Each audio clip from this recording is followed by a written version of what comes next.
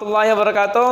Apa kabar semuanya anak mualim? Mudah-mudahan semua dalam keadaan sehat walafiat, dalam keadaan yang senantiasa semangat untuk mengikuti pembelajaran kalaupun daring dari rumah. Kita berdoa kepada Allah Subhanahu wa taala agar musibah ini berlalu segera dan anak mualim bisa langsung belajar tatap muka bersama mualim agar mendapatkan ilmu yang lebih baik lagi dan berkah menurut Allah Subhanahu wa taala.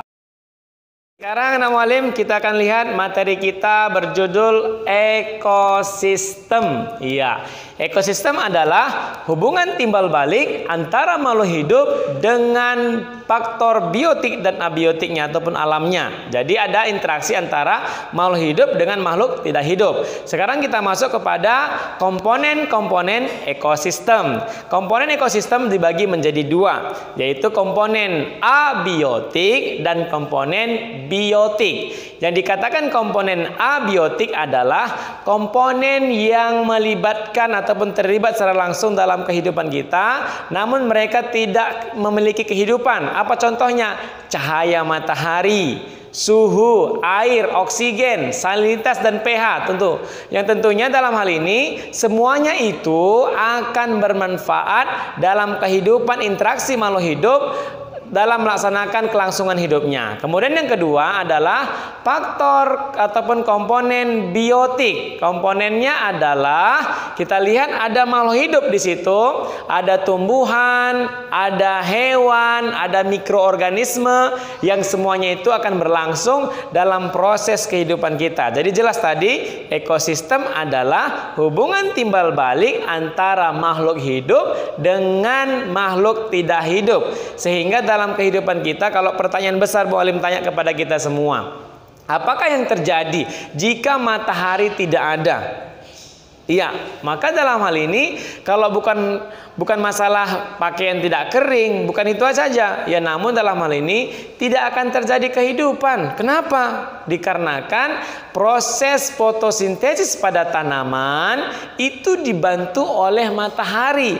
Maka dengan adanya tanaman, makhluk hidup berupa hewan yang pertama adalah herbivora, itu dia akan makan rumput, ya, makan rumput. Kemudian hewan yang herbivora dimakan oleh hewan pemakan daging ataupun karnivora. Kemudian karnivora dimakan oleh kita juga manusia. Maka dalam hal ini produsen, konsumen, dekomposer itulah bahagian dari komponen biotik. Apa itu produsen?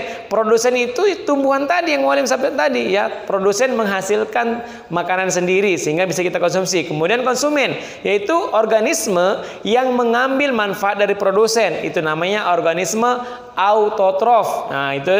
Kemudian yang kedua, organisme heterotrof. Kemudian dalam hal ini terjadi proses interaksi antara makhluk hidup dengan makhluk hidup yang lain, kita kenal dengan istilah interaksi makhluk hidup.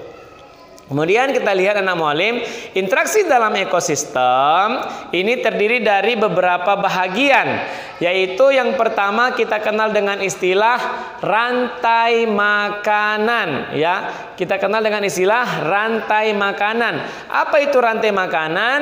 Peristiwa makan dan dimakan. Mualim ulang, peristiwa makan dan dimakan, bukan peristiwa makan-makan, ya, tapi peristiwa makan dan dimakan. Contohnya kita lihat tumbuhan sebagai produsen, kemudian dimakan oleh belalang sebagai konsumen pertama, kemudian dimakan lagi oleh burung pemakan serangga, konsumen kedua, kemudian dimakan lagi oleh elang pemakan konsumen dua ataupun burung pemakan belalang tadi. Maka dalam ini sekali lagi inilah interaksi yang pertama. Interaksi yang kedua adalah jaring-jaring makanan. Jaring-jaring makanan adalah kumpulan dari beberapa rantai makanan. Kita lihat dari contohnya.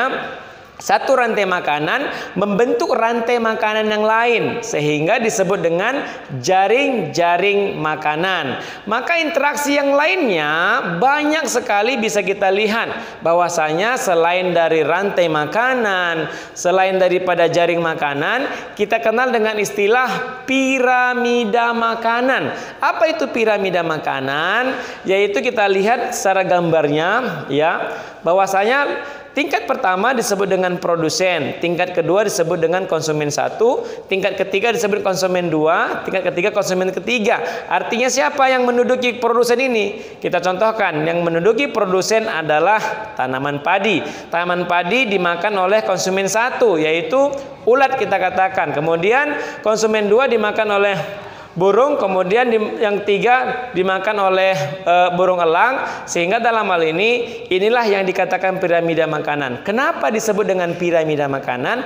Karena kebutuhan harus lebih banyak daripada yang mengkonsumsinya. Produsen harus lebih banyak daripada konsumen 1. Konsumen 1 harus lebih banyak dari konsumen 2. Konsumen 2 harus lebih banyak dari konsumen 3. Artinya kalau terjadi kebalikannya, maka dalam hal ini akan mengganggu keseimbangan ekosistem. Maka anak mualim, masih banyak materi-materi ekosistem akan kita sampaikan.